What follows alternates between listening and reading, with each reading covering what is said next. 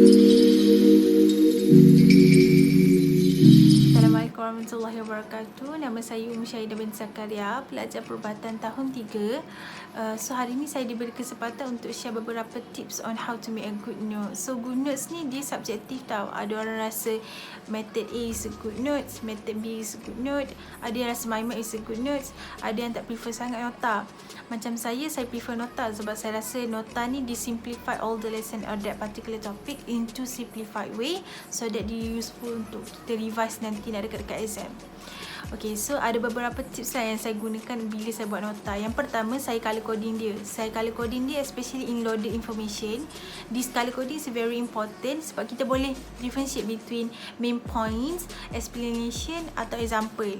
So that dia boleh tersusun lah. Nanti nak hafal ke, nak fahamkan ke, nak baca balik pun senang. Lepas tu yang kedua, kita guna mnemonik.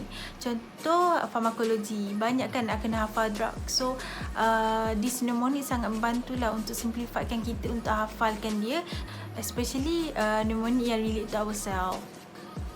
Lepas tu yang ketiga, saya guna short form lah. Sebab kita tahu kan, nota ni kalau boleh kita nak simplify all this topic into, kalau boleh one page je if possible.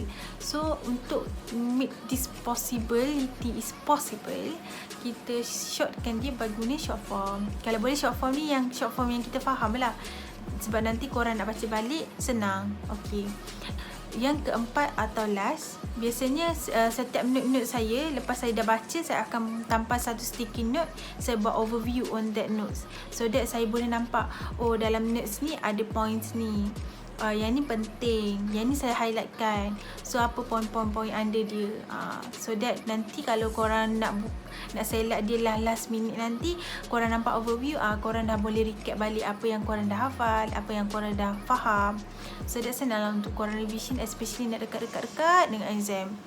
Okay, so ni adalah beberapa tips lah yang saya rasa berguna lah untuk notes lah, better notes, and I hope this tips berguna lah untuk korang, especially kalau korang nak buat nota nak dekat-dekat exam ni. So akhir kalam, saya nak ucapkan selamat maju jaya kepada semua rakan-rakan saya yang nanti nak menduduki peperiksaan this early January, dan saya doakan semoga kejayaan milik kita semua. Amin.